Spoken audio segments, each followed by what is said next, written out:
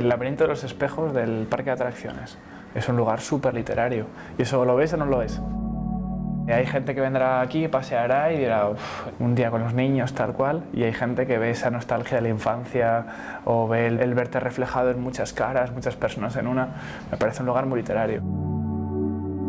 Sergio Royo, después de tus libros El dolor del cristal y Viviendo en tiempo brutal, te has revelado como un especialista en lo que es el cuento, ¿no? El relato breve. Especialista es una palabra un poco fuerte, yo creo, ¿no? Porque exige ser muy profesional y yo creo que estoy en el camino de serlo, pero me aporta pues que el relato breve es un género que es pura intensidad, hay que darlo todo en poco espacio. Y yo creo que también en el día a día intento ser así o soy así, soy bastante intenso. Luego pasa otra cosa, que es un género en el que no hay que ser demasiado constante, quiero decir, hay que ser constante 3-4 días, pones todo y sacas el cuento. Pero no exige la constancia de una novela o de una historia más larga.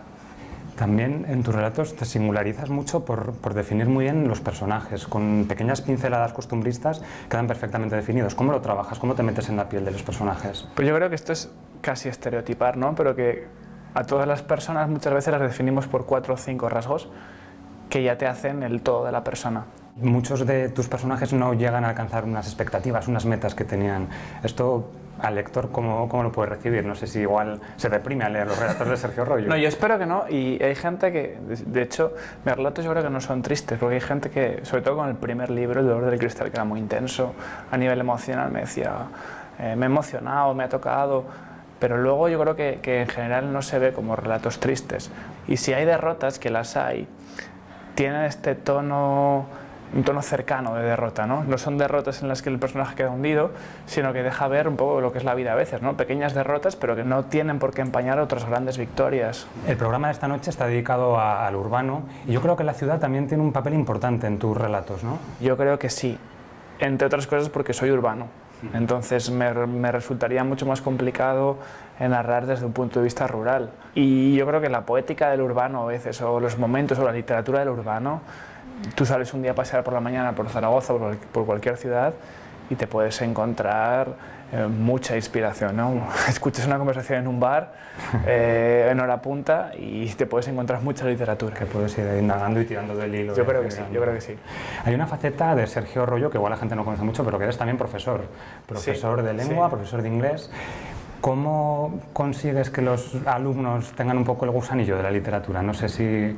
Lo primero yo creo que es que hay que contarles historias. Estamos hechos de historias, esto lo digo siempre, estamos hechos de cuentos. Ellos cuando llegan a casa o ellas, les doy un saludo desde aquí, cuentan o narran lo que les ha pasado en el día y son historias y a veces son reales y a veces tienen ese punto no de fantasía, ¿no? Pero ese punto de literatura cuando contamos algo. Entonces lo primero es contarles cuentos. Yo les cuento historias y les animo mucho a crear.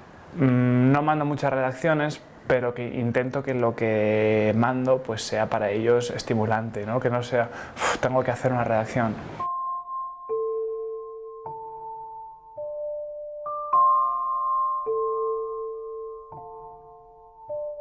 Yo creo que en mi generación va a haber mucha presencia de las redes sociales. Creo que muchos escritores o escritoras potenciales van a nacer de Twenty, de Facebook, de estas cosas, de sus pequeños posts que mi amigo o mi amiga comparte porque le puede gustar y ha tenido 30 likes esto y esto es peligroso a veces, ¿no? Porque no todo el mundo, esto es una realidad, no todo el mundo escribe bien. Hay que trabajarlo y hay que creer en ello y hay que sentirlo, yo creo que también, ¿no? Pero yo creo que empecé así, yo creo que empecé con pequeños textos, pues probablemente en Twenty, que la gente copiaba y pegaba en sus muros y van a tener repercusión. Eso es. Estamos hablando de la escritura como un modo de expresión personal y sin embargo lo último que has hecho ha sido traducir a la poeta norteamericana Lynn Coffin. ¿Cómo ha sido la experiencia? Fue complicado. Pero yo creo que en la traducción hay mucho de creación. En esa toma de decisiones estás creando también de algún modo, ¿no? Contribuyendo. Y hay algo ahí intrínseco que dices, esto tiene que ser así porque a mí me sale mejor así. Otro traductor no lo concibe igual, no lo ve igual. Y hay algo muy interesante, ¿no? Es decir, ¿y por qué tú lo ves así y yo lo veo de otra forma? Pero lo mío es mejor, tú sientes que lo tuyo es mejor. Y cuando uno se sumerge tantas horas en una literatura ajena, luego cuesta desprenderse de ella para volver a escribir tú con tu propio yo, o también has aprendido, ¿no? Hay mucho de metaliteratura en crear literatura. Y a mí no me cuesta demasiado porque a mí me gusta más de primeras escribir que traducir, ¿no? Lo que pasa es que es una actividad complementaria que también es muy bonita. ¿En qué autores te estás fijando últimamente? ¿Quiénes te llama más la atención? Hay muchos autores y autoras de cuentos que a mí me apasionan. Y hay muchas editoriales que sé que van a sacar libros de relatos que yo voy a leer y me voy a quedar con ello. Pasa, por ejemplo, con Páginas de Espuma, que publica relatos exclusivamente, o Candaya, o editoriales que sé que publican relato y que lo que publican de relato va a ser bueno y me puedo inspirar, me puedo fijar allí.